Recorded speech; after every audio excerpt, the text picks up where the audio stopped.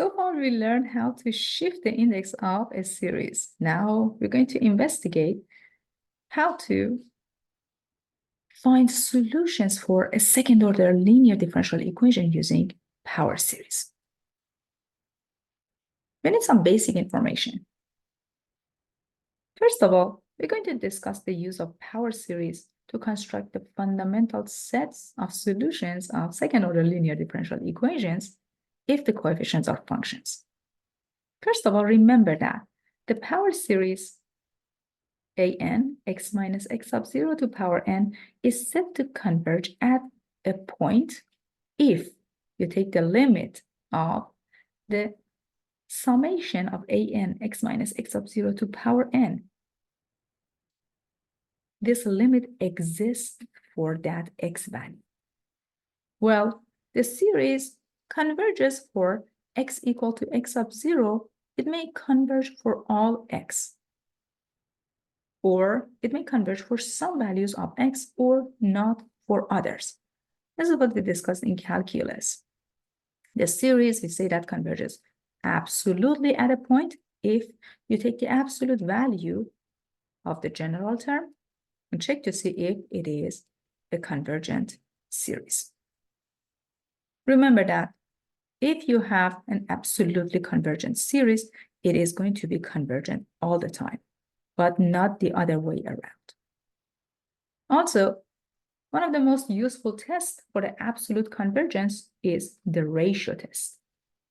If an is not 0, then you can find the limit of an plus 1 times x minus x sub 0 to power n plus 1 and divided by the general term that you have, and then take the limit as n goes to infinity. This can be written as the limit of an plus 1, and you can break this guy down into the multiplication of x minus x sub 0 to power n times x minus x sub 0. Why? Because we're going to get rid of the common factor, and it becomes the limit of an plus 1 divided by an as n goes to infinity in absolute value times the absolute value of x minus x sub 0, which is basically the absolute value of x minus x sub 0 times L. We assume that if the limit exists, it is equal to L. Then based off of that, we can make decisions. If the absolute value of x minus x sub 0 times L is less than 1, then the series converges absolutely. It diverges if the absolute value of x minus x sub 0 times L is more than 1, and if it's exactly equal to 1, we have to move to a different test. This test doesn't work. For example, take a look at this power series. You have x plus 1 to power n divided by n times 2 to n. We can apply the ratio test here. The ratio test is basically saying that, hey, take this general term and raise everything to n plus 1. Wherever you see n, write n plus 1, so you get x plus 1 to n plus 1 divided by n, which becomes n plus 1 times 2 to power n plus 1, and divide by an, which is basically the general term. You can also simplify this. You can basically take in the very first numerator and multiply by the last denominator, and you're going to take the first denominator and multiply by the second numerator, and it becomes what you see here. But here you have n plus 1. You can get rid of the common factor, which is x plus 1 to power n, and then the limit of n divided by n plus 1 as n goes to infinity is equal to 1. So it is basically the absolute value of x plus 1 divided by 2.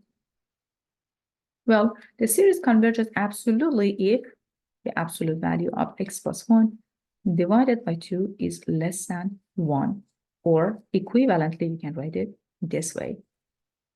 Or absolute value of x plus 1 is less than 2, or x plus 1 is bounded between -2 and 2, or x becomes a number between -3 and 1. It diverges if the absolute value of x plus 1 is more than 2, or anything outside this interval makes the series to be divergent series. And the radius of convergence is equal to 2. And finally, we can check the endpoints. Remember that if you have a power series and you find the interval, you need to check the endpoints as well. At x equals to 1, the power series itself becomes a harmonic series. Why is that? So this guy is the summation of 1 plus 1 to power n divided by n, 2 to the n, can basically cancel these two out, and it's equal to the harmonic series, which the divergent series. When x is equal to -3, okay, again, I'm looking at these endpoints. The series becomes alternating harmonic series. This series converges, but it's not an absolute convergence. But again, it is convergent. So basically, you can say that, hey, the power series is a convergence series between -3, half closed, half open interval. Otherwise, it diverges. If I ask you, hey, on what interval it converges? Absolutely, you're going to say that, hey, it is open interval, -3 and 1.